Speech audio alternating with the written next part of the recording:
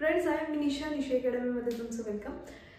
आपण important question discuss करत होतो, त्यामध्ये आपलं इकॉनॉमिक्स ओसीएमचे इम्पॉर्टंट क्वेश्चन डिस्कस करून झालेले आहे। ते सर्व व्हिडिओ तुम्ही चॅनलच्या प्लेलिस्टमध्ये जाऊन बघू शकता किंवा वरती आय बटनमध्ये लिंक दिलेली आहे।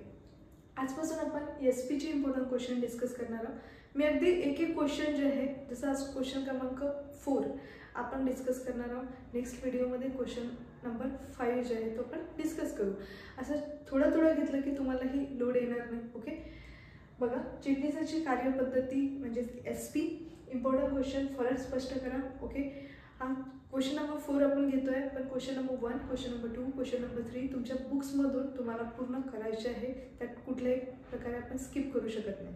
ओके, यामध्ये जे क्वेश्चन देणार आहे फरक स्पष्ट करा। आधी हे करा, खूप कमी आणि खूप महत्त्वाचे सगळे फरक आहे। ओके, बघा, स्थिर भांडवल आणि खेळते भांडवल, त्यानंतर समाप्त भाग आणि अग्रक भाग। ओके, याच्यावर 4 पैकी 3 आपल्याला सोडवायचे असतात आणि एकूण 12 मार्क्सचा हा क्वेश्चन आहे। भाग आणि कर्ज रोखे, मालकीचे भांडवल आणि कर्ज भांडवल, भागधारक आणि कर्ज रोखे किंवा भागधारक आणि कर्ज रोखेधारक, प्राथमिक भाग विक्री, त्याला शॉर्टमध्ये आयपीओ म्हणतात, इनिशियल पब्लिक ऑफर, आणि पुढील भाग विक्री एफपीओ, ठीक आहे, फर्दर पब्लिक ऑफर।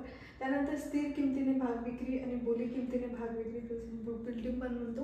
त्यानंतर हक्क भाग आणि बोनस भाग, त्यानंतर भागाचे हस्तांतरण आणि भागाचे संक्रमण, डिमटरलायझेशन आणि रिमटरलायझेशन, अंतिम लाभांश आणि अंतरिम लाभांश, लाभांश आणि व्याज, नाणे बाजार आणि भांडवल बाजार, प्राथमिक बाजार आणि दुय्यम बाजार, तेजीवाला आणि मंदीवाला, अडते आणि दलाल, स्थिर किमतीने भाग विक्री अडते आणि दलाल, हे जे आहे रिपीट झालेला क्वेश्चन आहे। स्थिर किमतीने भाग विक्री आणि बोली किमतीने भाग विक्री खूप इम्पॉर्टंट क्वेश्चन आहे, यातलेच येणार 100%। ओके, हे करा। त्यानंतर ह्यामध्ये जे नाही आहे तुमच्या बुक्समध्ये ते सुद्धा करून ठेवा, जेणेकरून कुठेही तुमचं मिस होणार नाही।